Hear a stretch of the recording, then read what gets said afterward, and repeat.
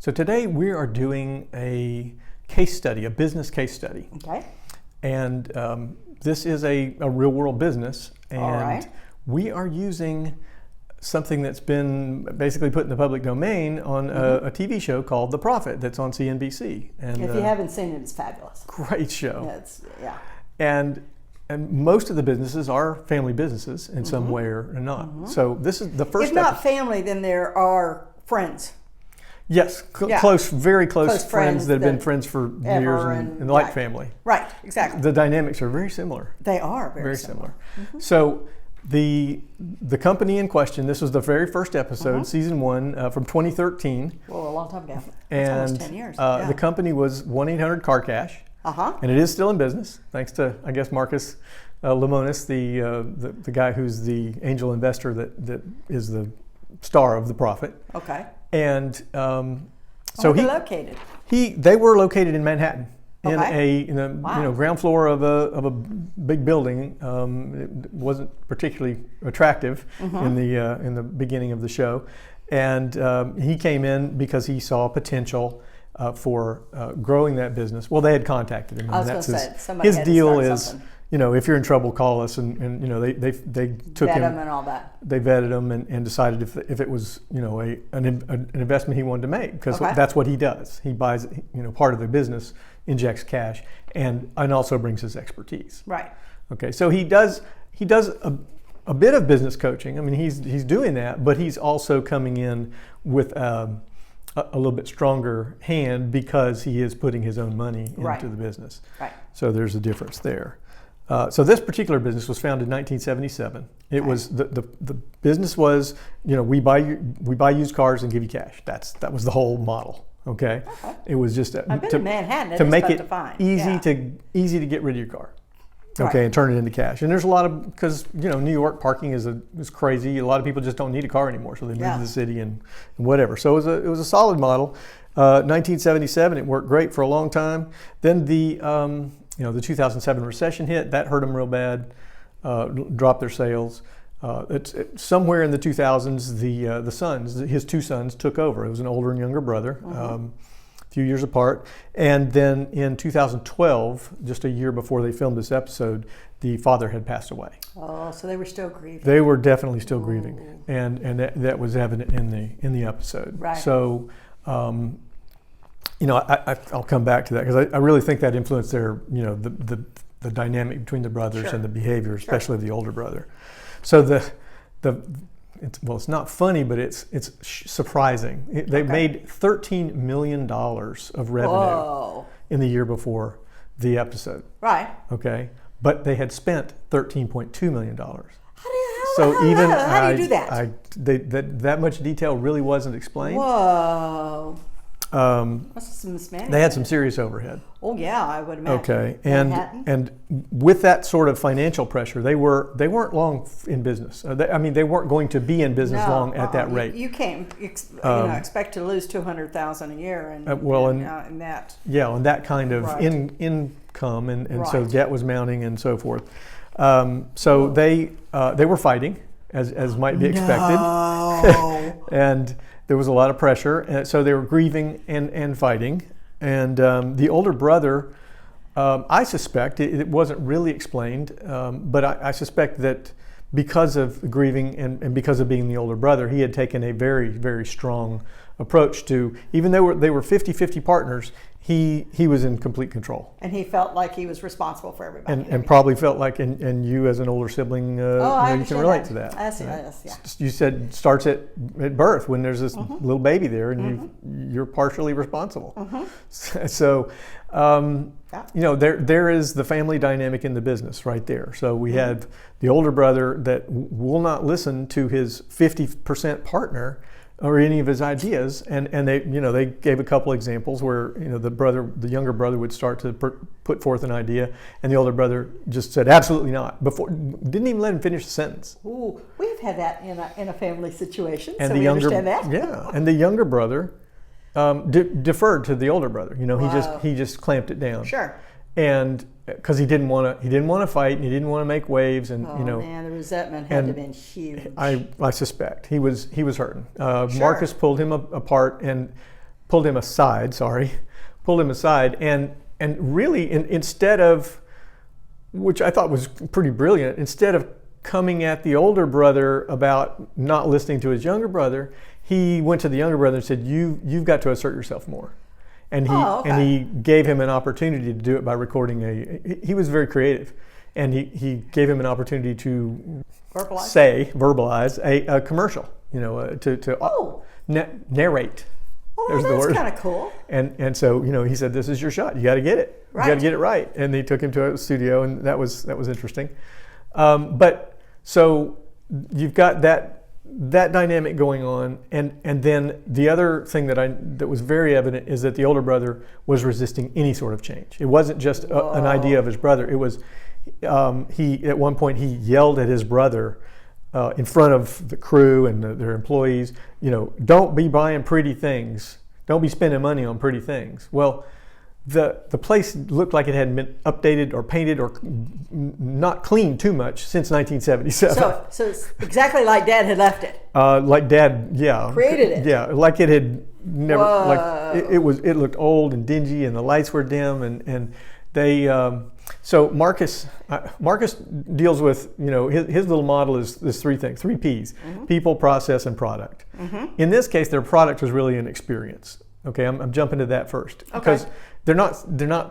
People are walking out with cash. They're not making the cash. So what are they making? And they're not creating the cars. They're creating right. They're not creating cars. So they're creating an experience of convenience. Of come in and sell your car, get as much as you can for it, and make it really easy. No hassle. That was really an experience. Well, when people walked into this dingy, dirty, old, worn out looking place. Walked out. That was it was not inviting. Right. The employees didn't even want to use the one bathroom they had on site.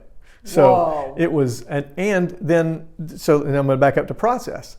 We've talked about the people and the dynamics. Okay, so their process was what Marcus noticed was there was a gap in their process that was costing them a lot of money, and that was that for the owner's convenience, they were selling all their cars to wholesalers that were basically just kind of hanging around.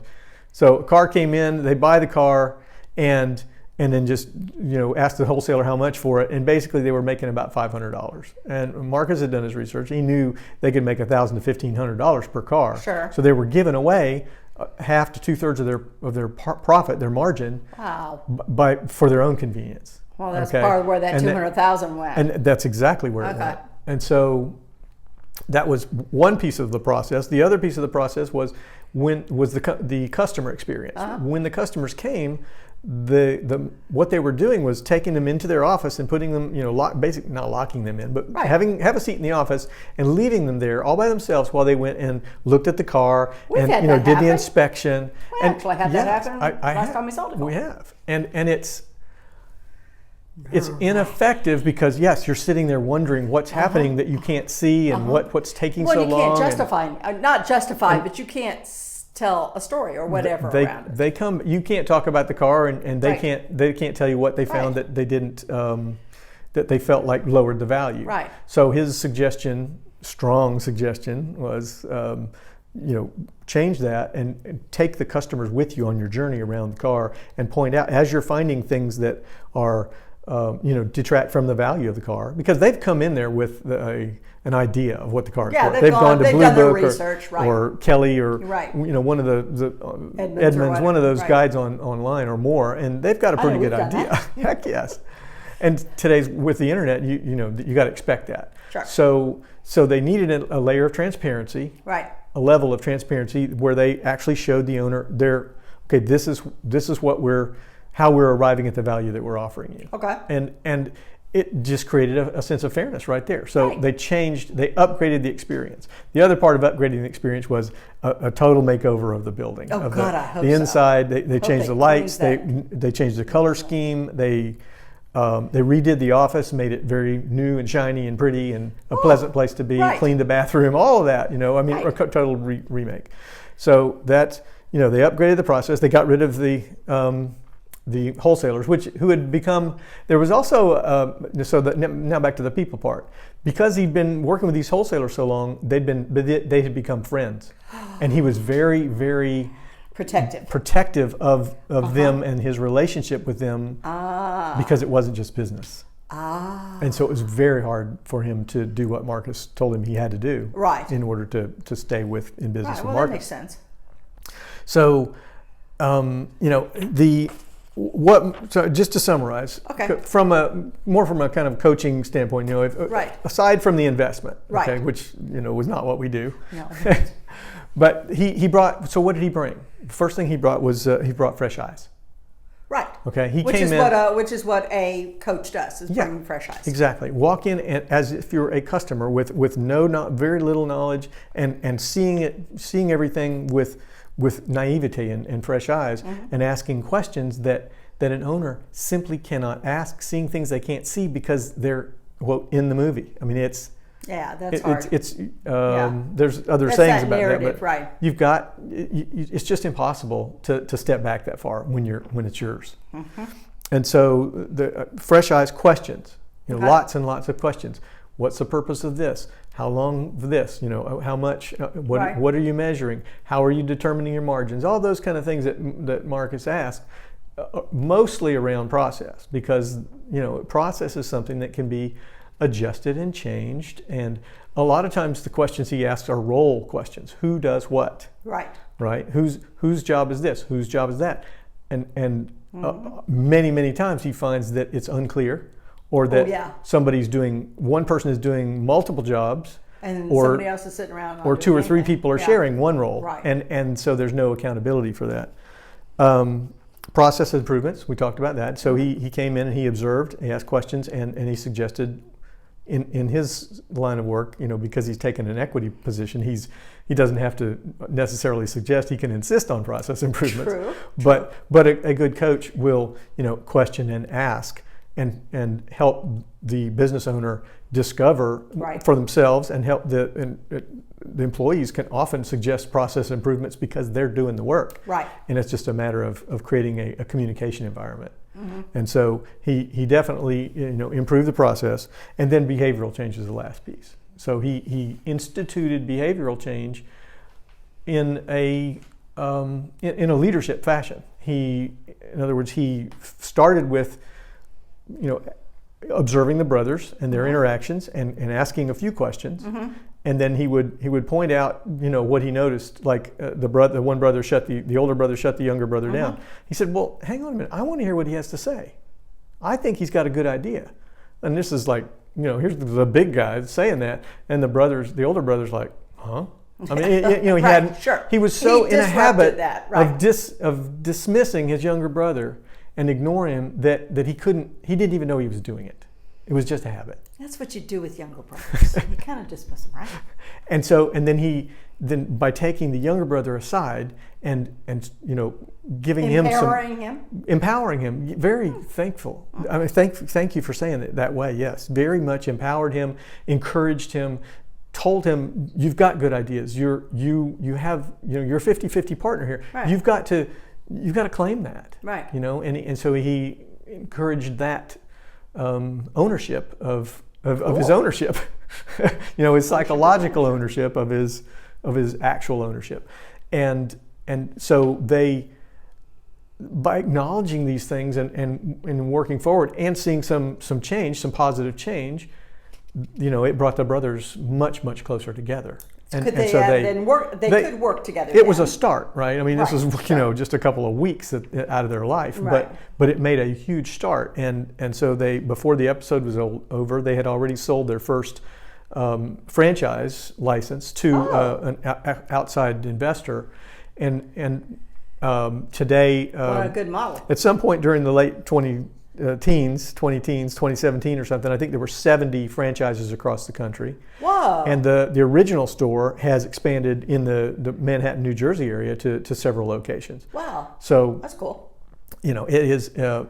It worked. It's a success story, which most of them are. But as we'll see as we go forward with other case studies, they aren't all. Right. But this was. I just thought it was a really great place to start, and a really interesting case study of those family dynamics. And it's not always two generations, father and son, or right. It can be father siblings. and daughter, or whatever. Right. It can be husband and wife. It can be siblings. It's still family. And cousins. We've seen some with cousins too. Yeah. Yeah. Yeah, definitely. Yeah. So, and that's so. Any final thoughts before we wind this up? Well, just remember that this is The Profit, Profit, and it's on CNBC, and this is his. Yeah, I think you can watch. Honestly, you can watch them all on the Peacock channel on the internet for free. There's 7 seasons now. We're up over. I think he's up over 115 episodes. Yeah. So we're going to be. Right. We've got a lot to work with. There's a lot of duplications in that. You'll start picking out what it is that his process is, Lemonis's process is, because this business is business, and so he's working on the process. Those 3 P's. Those 3. Right. He's got a basic model. Right. And when you say duplication, you mean that you'll see patterns. You'll see patterns exactly. Of right. Where, right. And yeah, the number one pattern that I see, having watched most of these, is that a big chunk of what's needs correction in, or what is holding the business back, is what's happening inside the owner's head. Right. And that's where or we owners, have, depending on what they're doing. And that's where we have a lot that we can offer, a lot of help that we can offer. Yeah. So. Because we've been there and done that. We look forward to talking to you. Yeah. And thanks for watching.